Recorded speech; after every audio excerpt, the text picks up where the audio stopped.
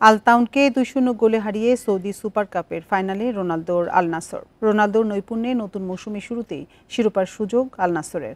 ম্যাচের শুরু থেকে আলতাউনের বিপক্ষে আক্রমণাত্মক ছিল রোনালদোর দল। গোল পেতেও অপেক্ষা করতে হয়নি আল নাসরকে। রোনালদোর অ্যাসিস্টে লক্ষ্য ভেদ করেন আয়মান ইয়াহিয়া। সমতায় ফিরতে চেষ্টা চালায় আলতাউন। তাতে লাভ হয়নি। ১-০ গোলে এগিয়ে থেকে বিরতিতে যায় আল নাসর। দ্বিতীয়ার্ধেও দাপট রোনালদোর দলের। ৫৭ মিনিটে পর্তুগিজ তারকার ম্যাজিকে লিড দ্বিগুণ করে ক্লাবটি। রোনালদোর ক্যারিয়ারের ৮৯৬তম গোল। যোগ করার সময়ে মিডফিল্ডার মার্সেলো লাল কার্ড দেখলেও জয় নিয়ে মাঠ ছাড়ে আল নাসর।